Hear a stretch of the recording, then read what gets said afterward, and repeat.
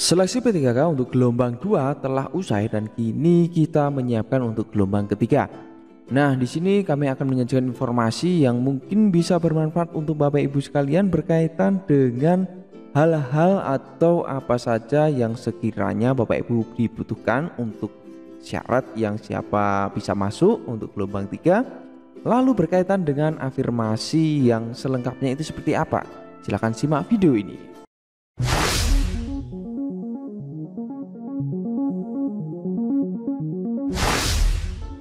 Assalamualaikum warahmatullahi wabarakatuh. Halo Bapak Ibu guru semuanya, sahabat Schoolpedia. Jumpa lagi dengan saya Ali Zainal.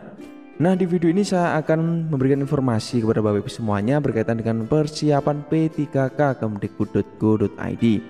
Nah, seperti yang kita ketahui bahwa untuk gelombang 3 ini belum ada informasi yang pasti berkaitan dengan jadwal resminya. Ya, kita masih menunggu. Tapi selama kita menunggu Bapak Ibu, ada beberapa informasi yang perlu kami sampaikan agar ini kembali mengingatkan kepada Bapak Ibu untuk mempersiapkan lebih baik lagi tentang P3K ini. P3K gelombang 3 ini Bapak Ibu tentu menjadi sebuah kesempatan yang sangat penting sekali. Kenapa? Karena sudah kami infokan bahwa di video sebelumnya kami telah menyampaikan kepada Bapak Ibu sekalian bahwa di tahun 2022 ini formasi ASN hanya tersedia untuk P3K guru, ya. Nah, P3K guru dan tenaga kesehatan. Tapi di sini saya lebih fokus ke guru. Maka dari itu Bapak Ibu, pastikan di seleksi ketiga ini kita bisa memaksimalkan dan bisa menangkap peluang ini. Nah, lalu ada beberapa hal penting di sini seperti yang Bapak Ibu lihat di sini. Ya, mulai dari guru honor sekolah, honor THK 2, guru honor swasta dan lulusan PPG.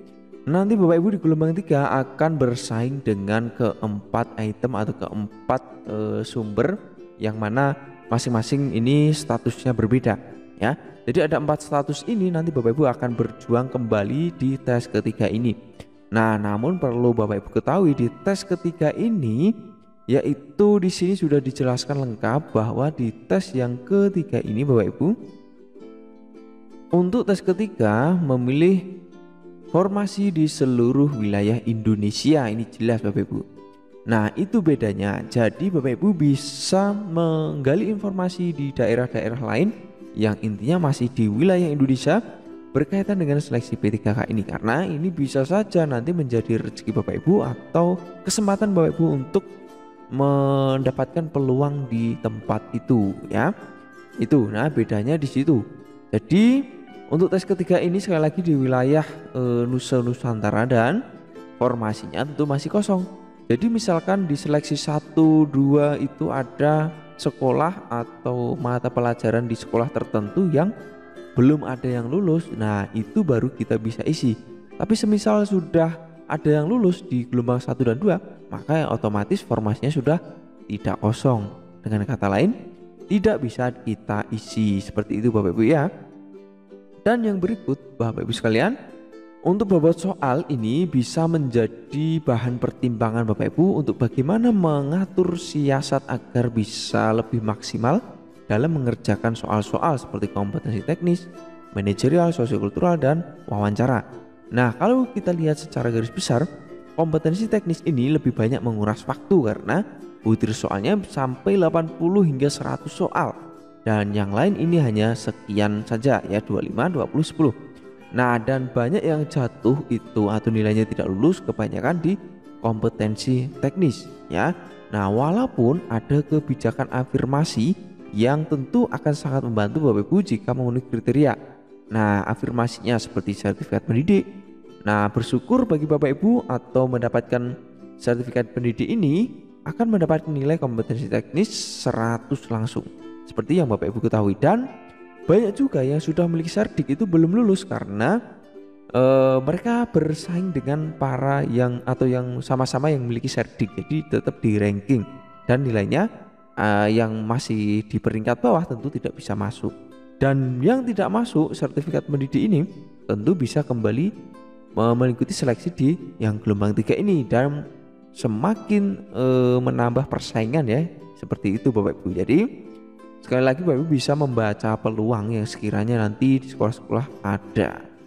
Lalu afirmasi usia ini Bapak Ibu ya 15% dari total kompetensi teknis yang diperoleh di formasi itu ya. Ini dengan catatan 35 tahun ke atas.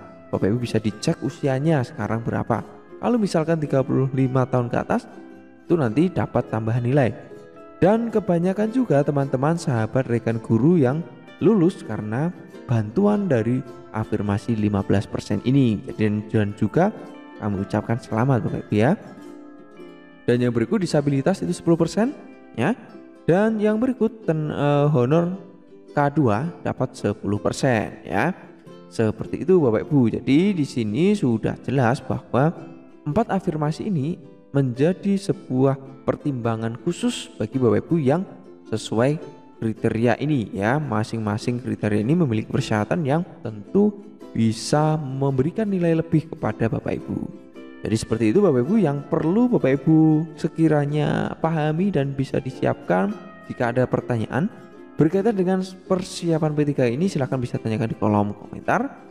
Dan jangan lupa di like, share video ini, semoga bermanfaat, dan subscribe untuk video berikutnya. Sekian, assalamualaikum warahmatullahi wabarakatuh.